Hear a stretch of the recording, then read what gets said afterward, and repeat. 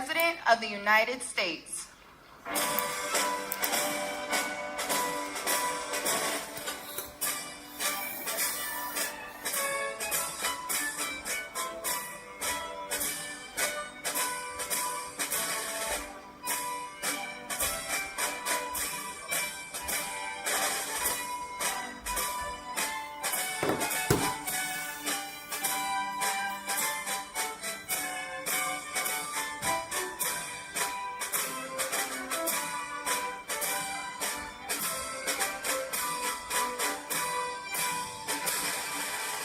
What a nice sound that is, isn't it? What a nice... Please sit down. Hi, Scott. So I always said that if I ever became president, I would play that all the time, no matter where I went in the building. But I've never really gotten to do it. I wanted it for breakfast, lunch, and dinner. It's so beautiful. And pardon me for being late. We had a great meeting with NATO, the Secretary General, and we're going to do something a little different for this country. We're going to supply weapons to NATO at a large amount. They're going to deliver the weapons, and they're going to pay for 100% of the weapons. So, a little different. A little different. Hi, John. So we're really, that's a big thing. And we thought we had 4 deals, Howard, right, with Putin. Somehow they end and we get off the phone. Oh, that was a very nice conversation. And then he sends missiles into buildings someplace. I say, what was that all about? So anyway, so we're going to be doing that with NATO. And it's fully approved, fully done. We'll send them a lot of weapons of all kinds. And they're going to deliver those weapons immediately to the site of the war, different sites of the war. And they're going to pay for 100% of them. This all was made possible by going from 2 to 5% a month ago when I went there. So,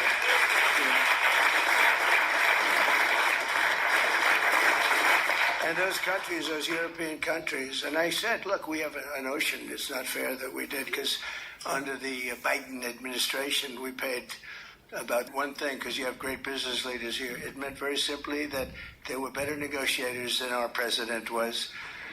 But so this is a very important thing, and hopefully that will come to an end at the end of 50 days. If we don't have a deal, then we're going to have to do. We have no choice but to do secondary tariffs. You call it secondary tariffs, which are pretty tough, which we don't want to have to do. But let's see what happens. But we thought we had a deal. Numerous times, I'd get home, I'd say, First Lady, I had the most wonderful talk with Vladimir.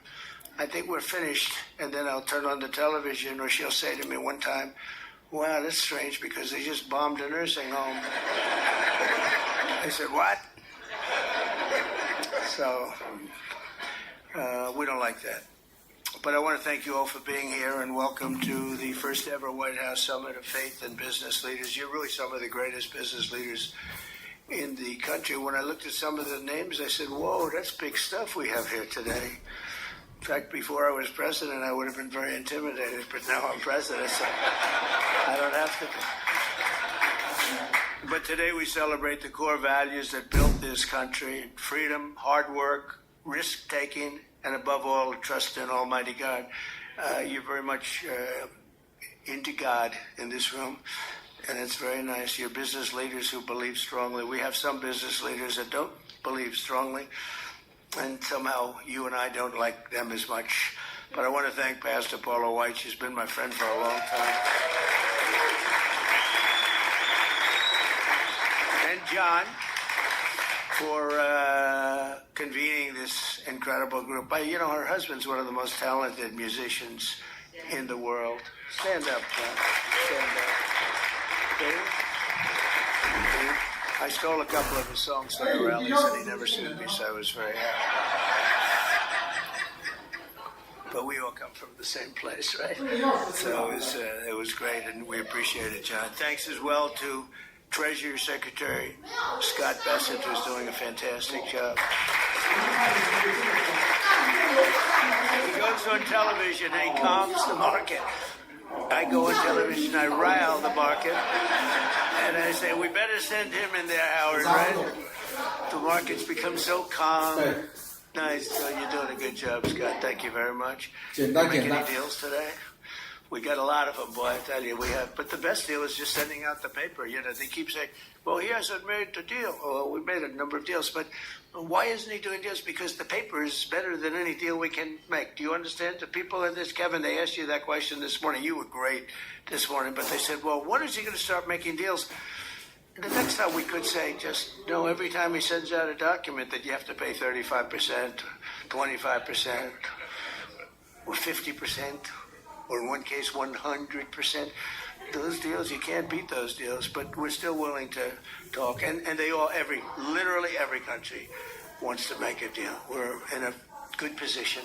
You would call it a position of strength. I don't talk that way because I'm a politician now, unfortunately. And I don't want to talk about strength. I just want to say we have to be treated fairly because we were ripped off on trade and the military for, we protected other nations. Nobody paid us. Nobody did anything for us. Nobody helped us. And that's much different. NATO is a much different situation now. When I got in, I believe we were paying for 100% of NATO. And now they're paying, they went from 2%, but they were paying 1% to 5% that they're paying. It's a big difference. It's about $1 trillion difference. And they're wealthy, for the most part, wealthy countries. And some of them, they're among the most powerful, among the wealthiest countries in the world. So they're going to start paying, and they want to pay. And we had a great meeting about 1 month ago that set the stage for what happened here. But it's very important. So I want to thank Scott for being here. I want to thank Commerce Secretary Howard Lutnick. You are doing a good job. Am I right when I say I really don't want deals? I just want the paper to get sent? Right? It's true.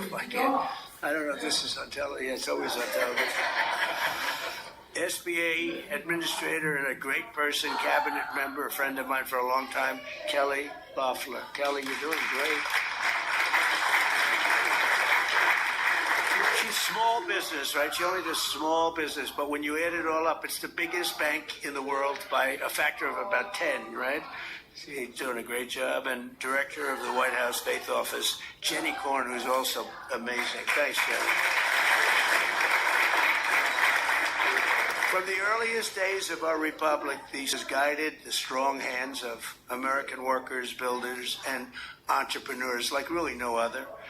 Our country was founded by pilgrims and believers, and every generation since, Americans of faith have built our communities and forged new industries and enriched our country by millions and millions of people and ways. John D. Rockefeller, J.C. Penney, Charles Goodyear, Truett Cathy, and frankly, we have people I could name right in this room sitting here that their names are every bit as big as that. They were inspired by their love of God, and now the proud tradition continues with all of you.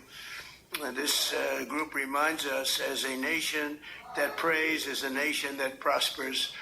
And you see that I think one of the reasons we went so bad is they really wanted to take God and religion out of your lives. And there was nobody to, look up to. There was just nobody. It was, we were freewheeling. And we can't freewheel. We have to bring religion back into the country, and we're starting to do that, I think, at a very high level, Paula, a very, very high level. You see churches are starting to fill up again. Under the Trump administration, America is prospering, and America is winning like never before. Our country is back. So I was in, and then a month ago we were in Europe with all of the NATO countries, European countries, and plus Canada. And almost everyone said almost the exact same words. They said, 1 year ago, your country was dead. Terrible term, but that's what it is. Your country was dead. We thought it was finished. And now you've got the hottest country anywhere in the world. It's true. Is the hottest country. Did you see they found $25 billion of essentially profits last night? They said, where did it come from? It came from management, but it came from tariffs. And it came from, good business skill. And I've always made money. And now I'm making it for you people. I've had good days and bad days, but In good days and bad days, I always found a way to make money, and we have to do that for our country. But and we did 188 billion in Scott just now, 188 billion in tariffs, 188, and we haven't even started yet. That's only for cars and steel. We actually have barely started. The economy is roaring, business confidence is soaring, incomes are up, prices are down, and inflation is dead. It's dead. We have a bad Fed chairman, really bad. If he would lower the rates, and I tried being nice to the guy, it doesn't help. He's like a knucklehead. No, he's a knucklehead. A stupid guy. He really is. You know, each point, think of this, each point costs us $360 billion. 1 point, $360 billion. 2 points, you got $700 billion. And we're way high. We're at 450 or 425, 450. And how do you go borrow money at 1% when the Fed has you at 450? And, you know, it's not that easy. I get angry at them. Why are we paying so much? You know, because he's got you up at this number. And we should always be the lowest. Now that we're doing great. We have no inflation. Think of it. Our stock market hit record highs. Everything's hitting a record high. We're really running good with no inflation. And we should be at 1%. We should be less than 1%. I think Switzerland is the lowest at like 0.5%. We should be lower because without us, there's no world. I don't want to sound overly aggressive, but without us, you have no world. And we put our country on solid footing. We had a man as president who was the worst administration, worst president in the history of our country. We've had some bad ones, but he's the worst ever. What he did at our border can never be forgotten. 25 million people allowed to pour into our country, all unchecked, unvetted, murderers, gang leaders, gangsters, people that you don't want in our country under any means, terrorists. We have many terrorists in our country, and we're watching them close. Tom Homan, by the way, is doing a phenomenal job. Christine Noem is doing a phenomenal job. We had last week, it was reported, nobody, not one, even I don't know if I believe that number, but it's done, the numbers are done by liberals. So they said, did you know that? They said we had nobody, zero, cross our border. It's the first time that ever happened. Zero. Did you hear that? But we have people from mental institutions, insane asylums even. That's a mental institution on steroids, essentially. But we had people coming into our country. We can't have them. And we have to get them out. But we can never forgive this administration, this past. And I'm okay with administrations. I mean, I can go through a Democrat administration, say, hey, look, they worked hard, they tried hard. But the things that they did to this country, we can never, ever forget it. From the rigged elections to the border, to the transgender for everybody, from men playing in women's sport. You ever take a look at some of these records? There was a long-distance race, a marathon, where they had a great female runner, a number of them, but they had one in particular, and they had just an average male runner who had transitioned. He won the race at the end of the day by 5 hours and 14 minutes. They waited for 5 hours. The weightlifting records are better, though. The weightlifting records are better, you know, the way they took a record that hasn't been broken for 18 years. 18 years. And, you know, they'd add a quarter of an ounce on each side of the barbell. And they'd just a little tiny piece of stuff. She'd go up and she couldn't get it up.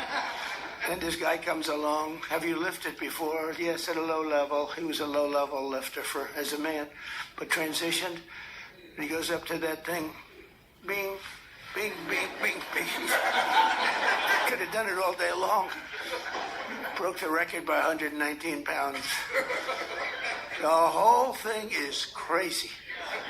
The swimming records are pretty good, too. You had to see that. I told the story. You had this great group of young ladies, and they grew up with each other because, you know, they sort of swam at the top level. And they were swimming, and The one girl was seriously injured.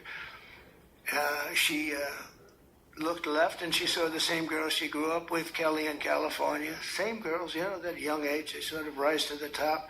She looked to the right, she saw the same girls, but there was this giant standing right next to her. And he had transitioned, you probably heard this, he had transitioned. And she'd never seen her before. And when the race was started, he blew by her so fast that she suffered massive windburn. They had to take her.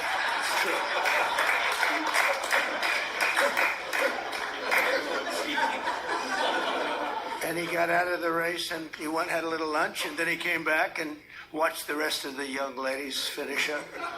The whole thing is crazy and it's so demeaning to women. It's so demeaning to women. But it is what it is. But all of that, as you probably know, we ended the woke. The woke stuff is no longer in favor. But we're doing fantastically. Wages for blue-collar workers have surged by the most in over 60 years. Gas prices have reached the lowest level in 5 decades. Actually, it's going to be, you'll see some really good numbers where, drill, baby, drill. Drill, baby, drill. I got to make sure that people can afford to produce the gas. But the gas has gone to the lowest level in decades. And you're seeing $1.99, $1.98. I saw $1.95 at certain states, not California, because every time it goes down, they add taxes onto it. You're at $6, $7. They just add taxes. All they do is they keep adding taxes. Terrible governor doesn't know what he's doing. He may be a candidate, but if you go by success, State's Treasury ran a budget surplus. Is that true, Scott? In June for the first time in many, many decades. Wow. I didn't know that. That's a good one, too. I'm going to have to put that in my repertoire, Scott. But the biggest victory of all came 10 days ago when I signed the one big, beautiful bill into law. Right? And just as I promised, we did something just as amazing. Everybody was against it. I wanted it.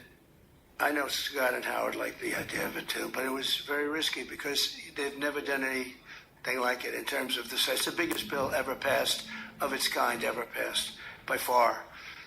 And they were going to cut it into 2, 3, or even as many as 7 bills. And I said, the problem is that in the one big bill, everybody gets something. When you cut it into 7s, there are 4 or 5 of them, or 3 of them, right, Kevin, that you get nothing. All they're going to do is fight it. You'll never get them passed. And so we went with it. I was on a show called Deface the Nation. Have you heard of it? They're so bad. They're so bad. These people, they're so average. But I was on this show, Deface the Nation. Ladies and gentlemen, President Donald J. Trump on Deface the Nation.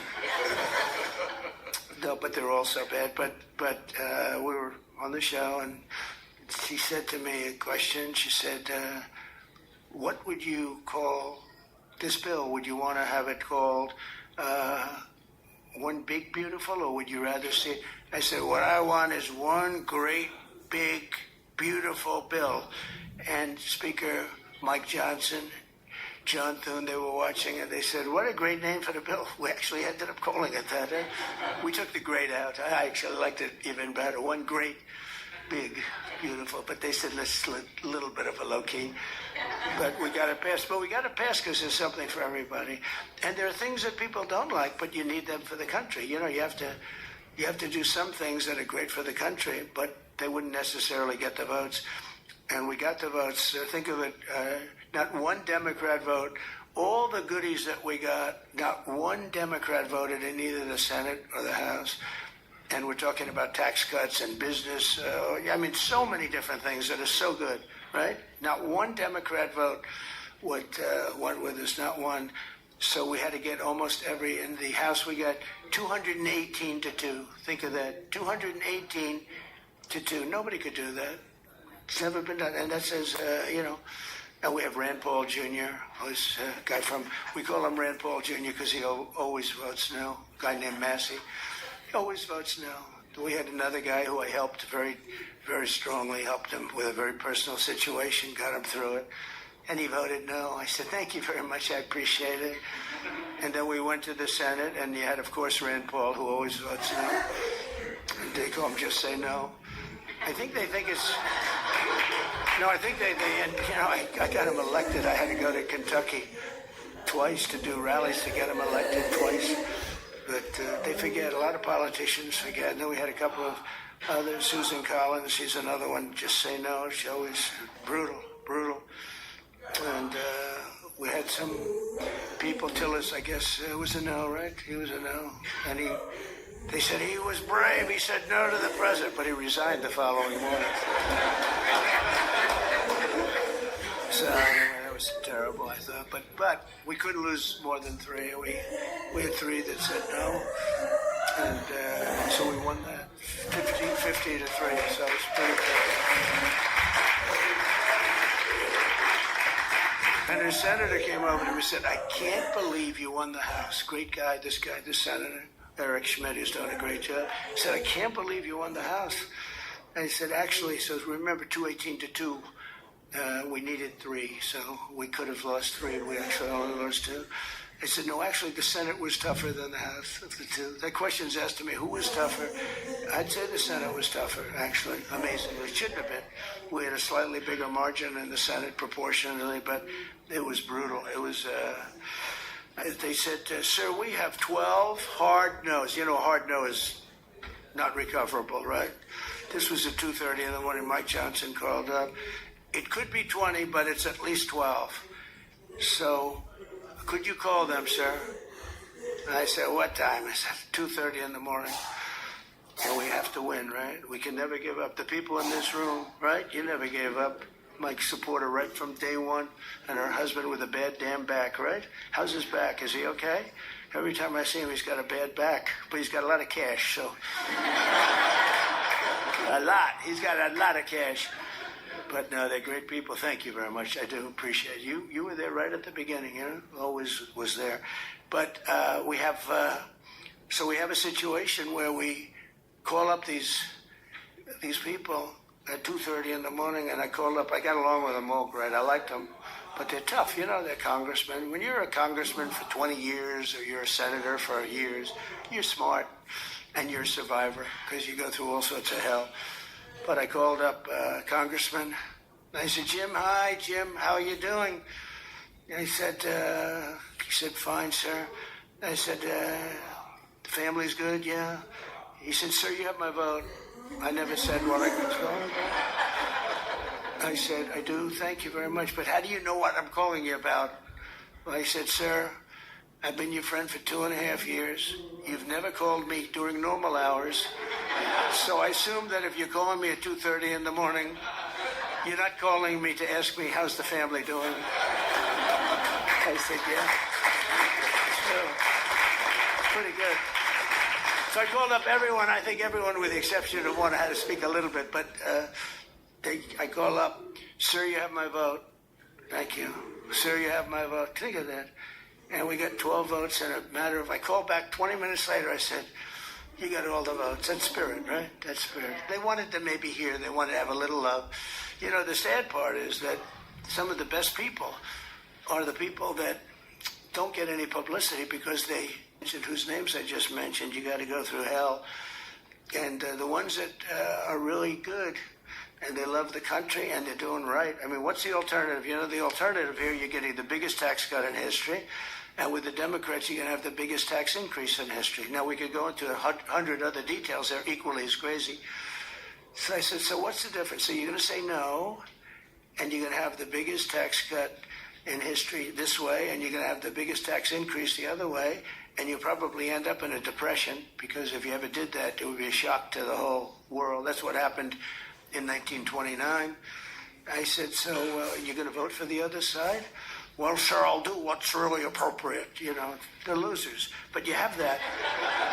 Really, they're grandstanders. You know, you have grandstanders, and you have in every business. And the Democrat has far fewer. They're grandstanders. But, you know, the one thing about them, they have bad policy. They're evil people in many ways, but they stick together. You don't have it where you don't have I don't want to use too many names, but you don't have a Mitt Romney in the midst who makes you suffer.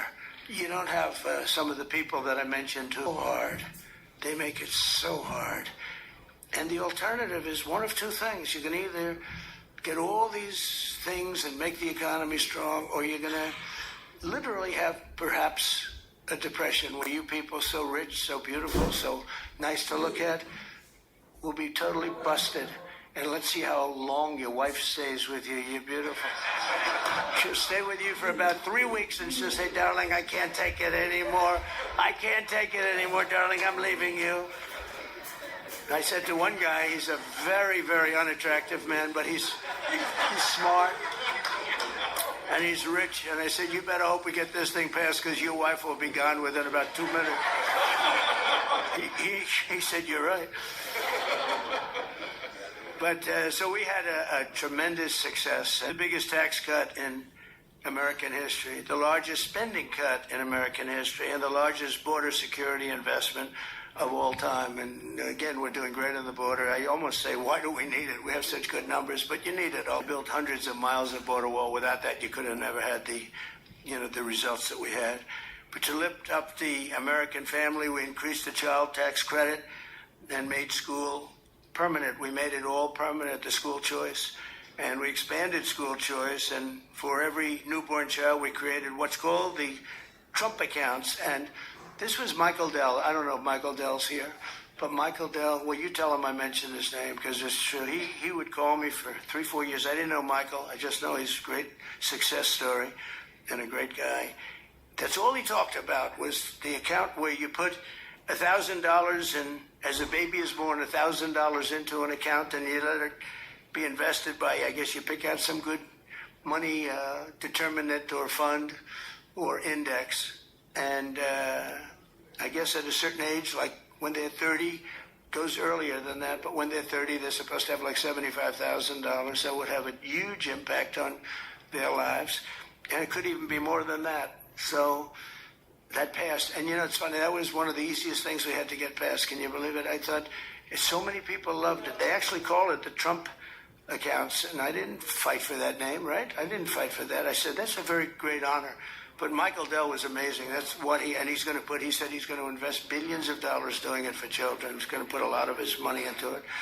But even more importantly than the economic success, we're restoring the spirit of our country. America is once again an optimistic nation. We were so down. It was depressing. We were so down. That's why I ran again. I got cheated. They rigged the election. But I said, if I didn't think I won, I would have never run. Because it's like a poll, right? You lose, you lose. It's worse than a poll. But I saw the lack of spirit in this country. For 4 years, it was a dark, horrible place. And for people of religion who were arresting your pastors, they were arresting if you went to church and you had a service outside. And the reason outside, because you had the COVID. And you could go outside. They'd arrest everybody for even having the service. I'll tell you, religion took a big hit because of the way they treated all of us. And we now have a confident nation, an optimistic nation, and we have one nation under God, and we'll always keep that term.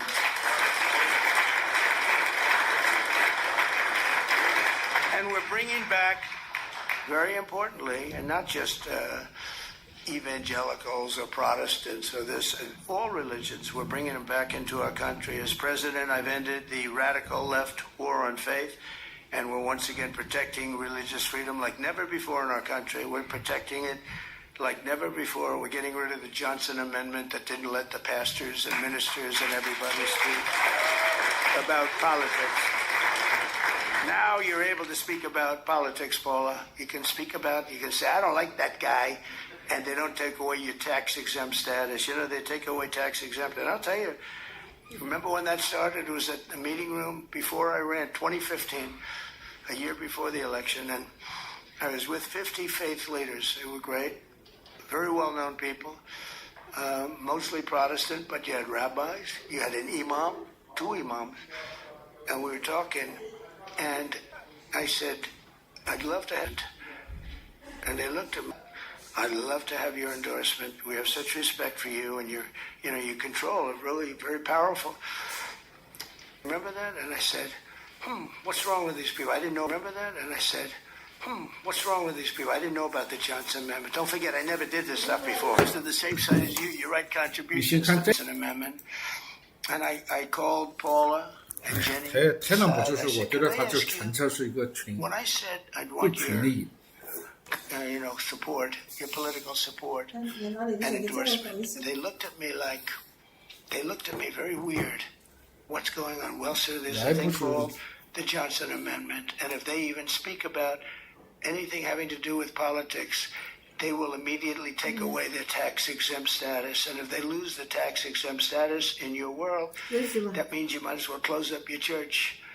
I said, you got to be kidding. So I can't really. And I told them, we had another meeting a couple of months later. And I said, you people in theory are the most powerful people. You're more powerful than man or woman because we have more than 50, let's assume men and women are 50-50, but you have launched something that's people. If they like somebody, they're able to talk about that somebody for office, right, Jenny?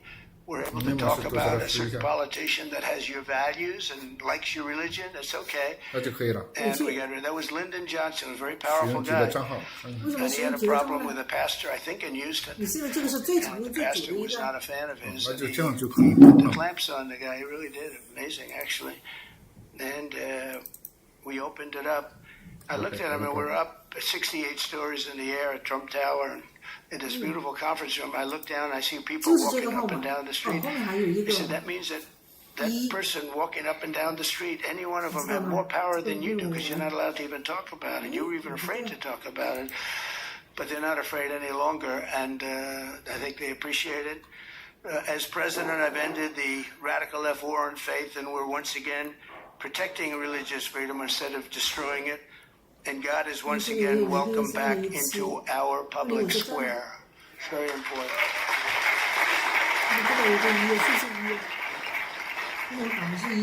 And I stopped the Biden administration's persecutions of Christians and pro-life activists. They would put people in jail if they even uttered the word. And well, look at me. I mean, look what happened to me. I was under investigation more than the late great Alphonse Capone. Think of it. Al Capone would kill people for dinner. If he left the room and he didn't like them, he'd have them shot, killed, buried under a building someplace as part of the foundation of a building. They're all over the place. And I said I had more time under investigation than the legendary Alphonse Capone, or probably anybody else. I had a lot of good people with me, and most importantly, I had the base with me at a level that it actually became stronger. The one thing I did that was very helpful, I was indicted 5 times. Think of that, indicted. That wasn't a word that was in my father's looking down, my mother's looking down. That my son's not supposed to be indicted, I think. I got indicted 5 times, impeached 2 times, all bullshit, right? Oh, terrible stuff. And I got impeached for making a perfect phone call. Good luck. Congratulations. I had a guy come up to me, a secretary of energy from before. Sir, could you call up, of all people, President Zelensky? And I called him. I actually held off. He must have come 10 times. Please. It's because they wanted to do business or something, oil and gas. Who the hell knows what they wanted? You can imagine what they wanted, but they wanted, would you call up President Zelensky? And I did. When I finally got him, I said, congratulations on your win. He had just won. This is early in the process. Should have never been, that war should have never taken place, by the way. If the election weren't rigged, that war would never be happening right now. Millions of people being killed. That war would never be happening. But would you call up? So I say, hello, President. How are we doing? Everything good? Good. Congratulations on your big victory. Wonderful job. Great, great, great. Hang up. That's it. I get indicted for making a phone call. I told that secretary, who wasn't the smartest bulb. He wasn't Rick Perry. You don't want him on your debate team. Let me put it that way. Rick, you're not going to be on my debate team, Rick. But he's the one that asked me to do it, Rick Perry. And I said, thanks, Rick. That was a wonderful suggestion. I just got indicted over your stupid call.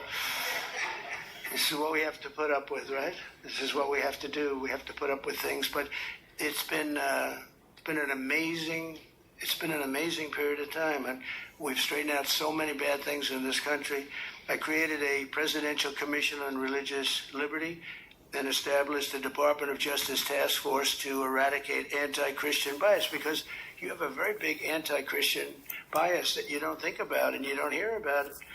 I established the White House Faith Office to defend and represent people of all faiths, and it's located in the White House. You've never had an office. You've never had that. And Jenny and Paul are there all the time, but we have it in the White House, so people can call up and complain, or they can call up and say, you're doing a great job, whatever. But we have it actually in the White House. Nobody's ever done that.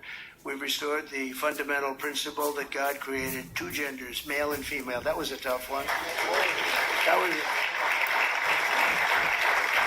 And we're defending parents' rights, where the parents' rights have been taken away from them in schools. You look at some of these school boards, it's like they're brutal dictatorships, and we brought it all back. The parents have the control now, and last Monday we effectively eliminated the infamous, as I said, Johnson Amendment, such a big deal, and various other amendments and things that really took away your free speech. That's what they've done. They've taken away free speech.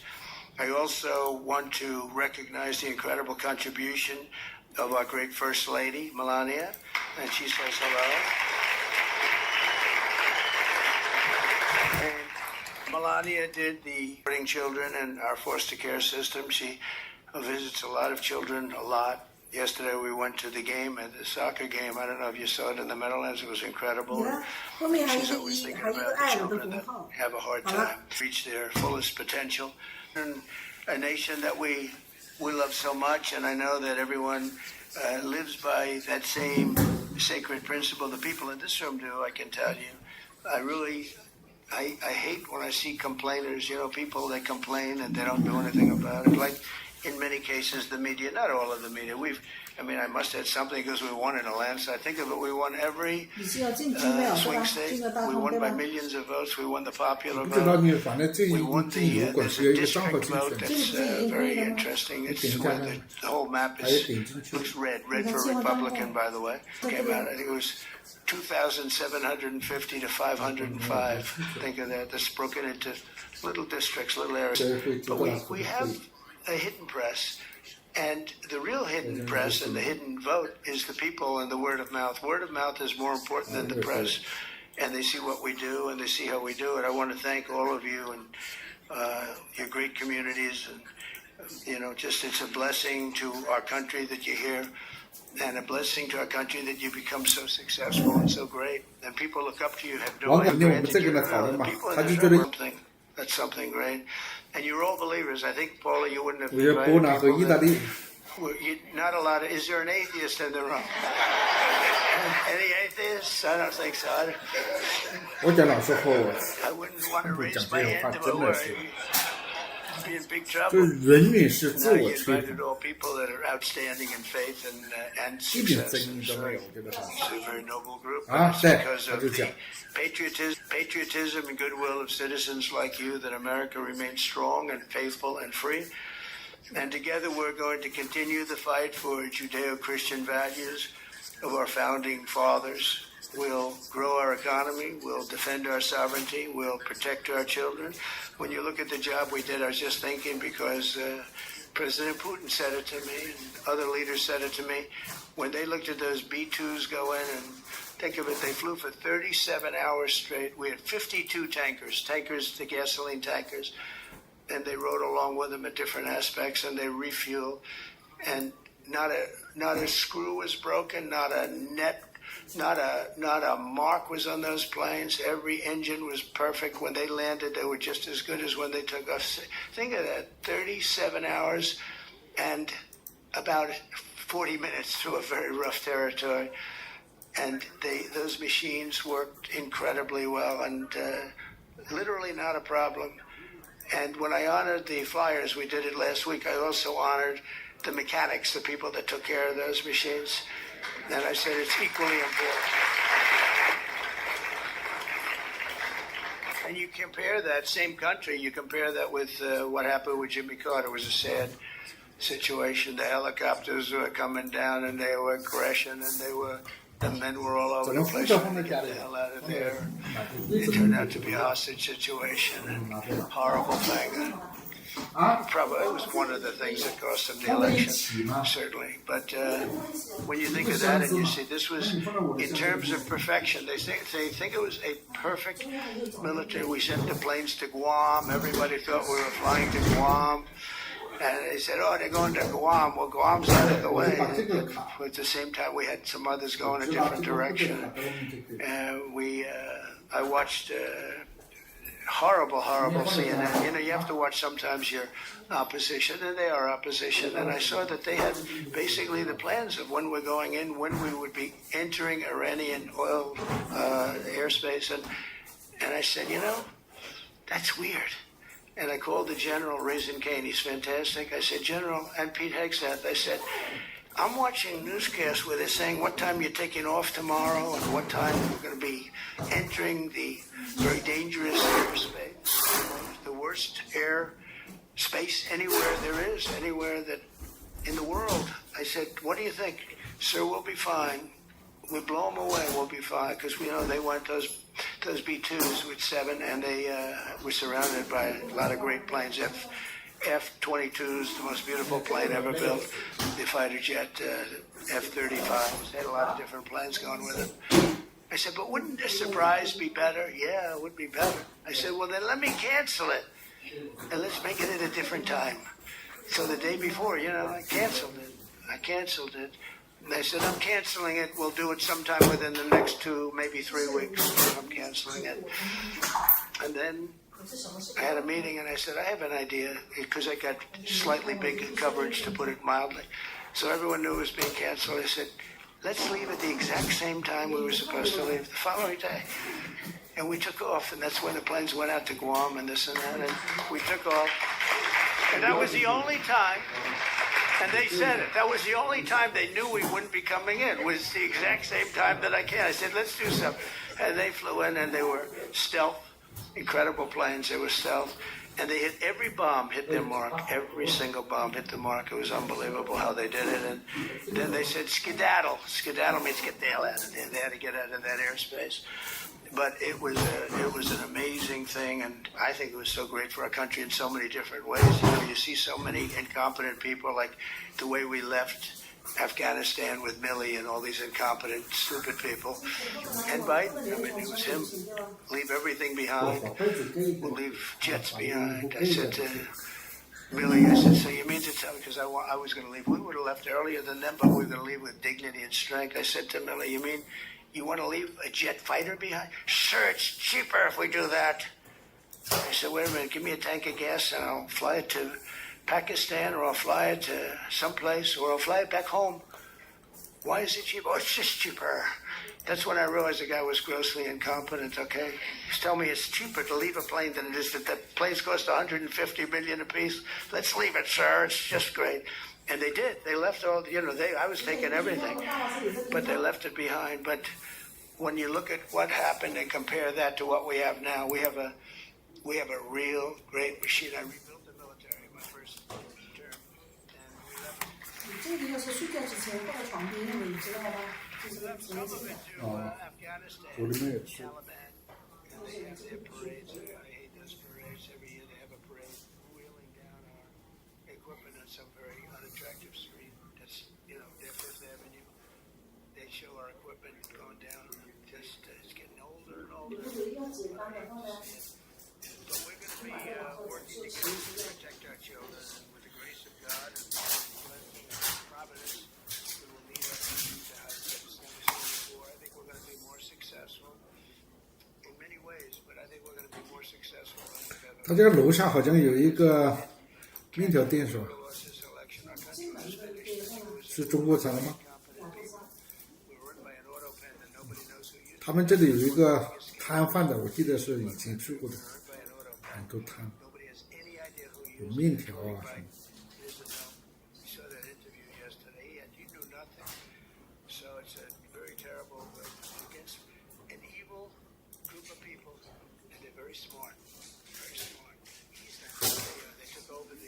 They took over the Oval Office.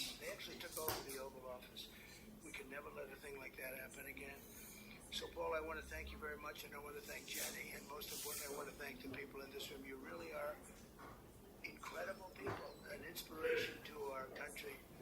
And I know you don't know that, you don't think it because you're too busy working, but you are. You're a great inspiration to young people that want to be just like you when they grow up.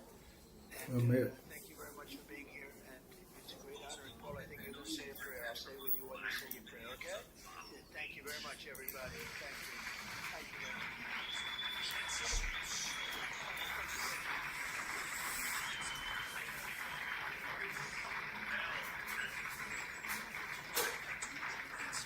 Thank you so much, Mr. President. You've asked me to be seated for just a moment. And 没有，我昨天有别的拉掉了。 champion of faith of any president that the United States of America has ever had. We are deeply grateful for that. We are very honored that you are all here with us at the White House, and where faith is not sidelined, but has a seat at the table. And as we gather today as leaders of industry, of vision, of faith, I believe that today is going to be very enlightened, and I'm so overwhelmed. We're getting ready to worship and pray, and to just think that prayer, worship, and doing good works is welcome back into the White House.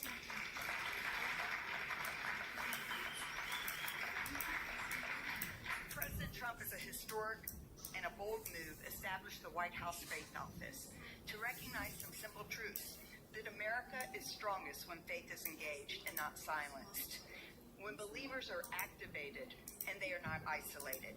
This administration understands that people who are of faith, who are entrusted with wealth and influence as you are essential to building a stronger, freer, and a more compassionate nation. You're more than just CEOs and business leaders and entrepreneurs. You're stewards on divine assignment, builders of legacy, and vessels of impact. You've been called by God to his kingdom for such a time as this. And together we are witnessing something absolutely remarkable. More has been accomplished by this administration in the past 5 months than in the last several decades.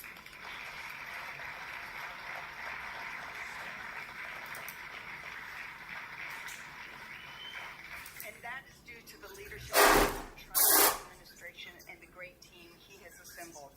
America's spiritual and moral foundations have been restored, and it's 有 only 点 the 冷 beginning. 啊，你不觉得冷吗？ Today's not just a luncheon. It is a moment of divine alignment, a commissioning.